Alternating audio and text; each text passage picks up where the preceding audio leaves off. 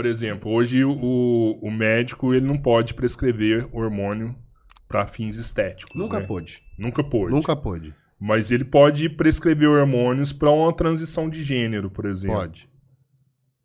E não é estética? Total. Não é? Porque se você se importa com a aparência, é estético. Não faz sentido nenhum, né? Mas a questão ali é...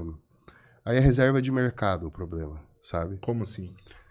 Tem uma briga entre as sociedades médicas, porque muito médico... Hoje em dia a gente tem uma defasagem no Brasil de residência, de especialidade. Porque o valor que o médico recebe quando ele se forma para fazer uma residência médica é muito baixo. Então, às vezes, a bolsa de residência é 2, 3 mil. O cara recém-formado, cada plantão é 1.000. Por que ele vai fazer residência? E as residências, né? A gente tem aí programa de residência que é 60 horas e programa que é 80 horas semanal. Então é 12 horas por dia mais um plantão de fim de semana.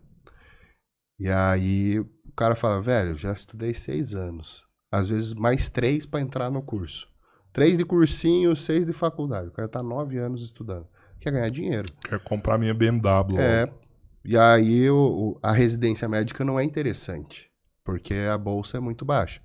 E aí começou a ter muito médico recém-formado indo para a área hormonal, porque o cara consegue cobrar numa consulta nessa área o valor que um cardiologista super especializado cobra, que levou, depois do curso de medicina, fez mais 2 residências, mais uma especialização. Então, pro cara pagar R$1.000 para um cardiologista, salvar a vida dele, ele acha caro. Mas para pagar R$1.000 para ficar shapeado, ele paga. Tranquilo. Então você teve uma migração de recém-formados para essa área, e aí as sociedades médicas pressionaram o Conselho de Medicina a fazer alguma coisa. Entendi. Então chegaram assim, velho, proíbe isso aí. E aí foram 6 sociedades, né, que pressionaram o Conselho falou, é proibido, mas sempre foi. Porque a receita médica para dispensação ou para venda do hormônio tem que ter um CID, né? E o CID é um código internacional de doenças. Então você tem que pôr alguma doença. Qual que é a doença para qual você está prescrevendo esse hormônio? E não tem doença. A pessoa não tem doença, ela só quer ficar no shape. Mas às vezes, vamos entender que, só pensando do lado errado, porque do certo, tudo seria lindo. E a gente sabe que, por exemplo, a maioria da galera que toma um hormônio, por exemplo, às vezes nem passou no médico, foi um amigo que falou, não, toma isso aqui que vai dar boa pra você, né? Pensando no mundo errado.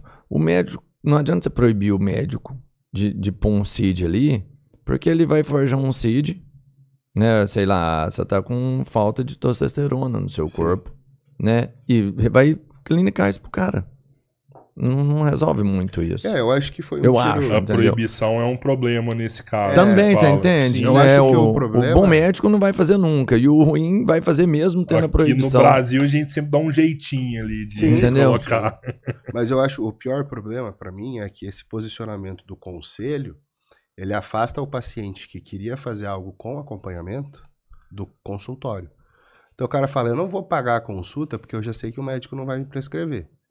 Então eu vou comprar na academia.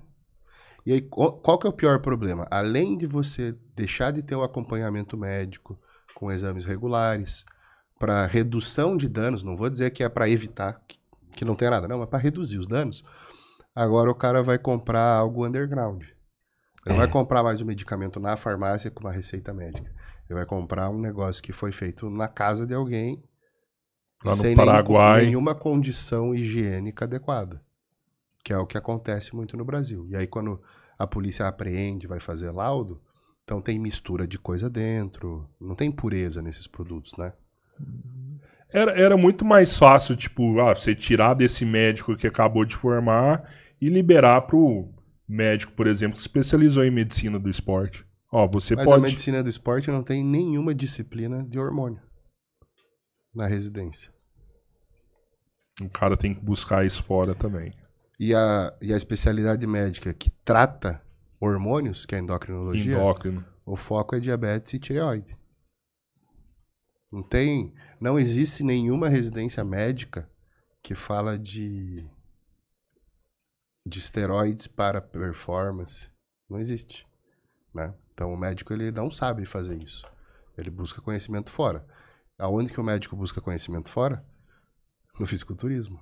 Isso que eu ia te falar. Acaba que os maiores entendedores sobre isso são os próprios atletas. Sim.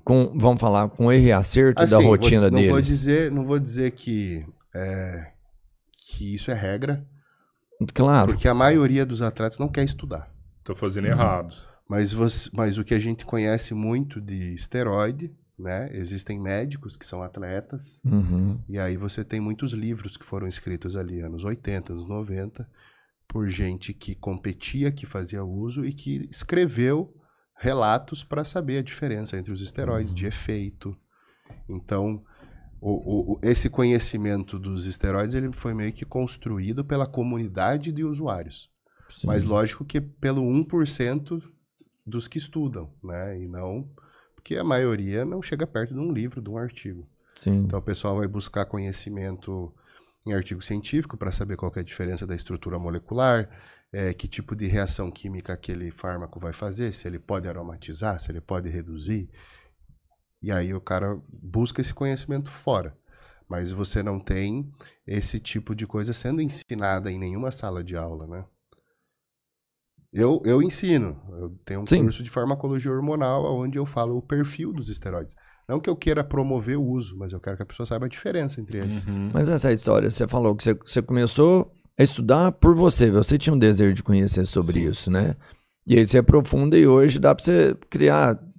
Pô, não é uma tese, não é que você ensina toda a história, mas você tem um entendimento das consequências de cada um e o resultado também, né? O possível pelo menos resultado. você sabe faixa de segurança, né? Exato, Faixa de segurança, escolha de hormônio, quais hormônios uma mulher nunca pode chegar perto, quais são menos problemáticos, quais com certeza vai dar errado. Efeito colateral. Exatamente, então...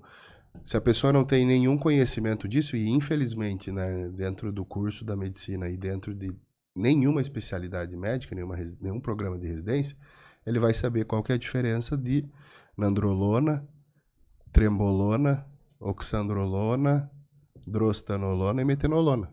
Se for num médico que fez medicina do esporte ou que fez endocrinologia e você falar esses nomes, ele vai perguntar o que é isso.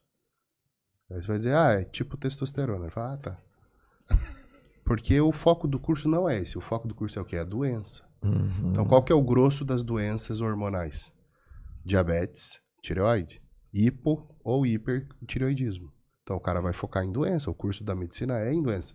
Não existe um curso para pegar pessoas normais e tunar elas, né? O cara tá obeso, tá com pouco texto, e sabe, vai lá o exame, tem que fazer. Então, pra parte de reposição hormonal, então você tem aí o pessoal da andrologia e para as mulheres a ginecologia que entende como voltar ao normal, que é a reposição. Agora, ninguém ensina, eu sou normal, mas eu quero deixar de ser humano. Quero ser monstrão. Melhor. Isso não existe. E é lógico que existe muito risco envolvido. Então, a pior coisa que você pode fazer é trazer ignorância, né? Você proibir a discussão e não deixar ninguém falar. Isso. Eu ia falar, jogar isso no mundo sombrio. Exato.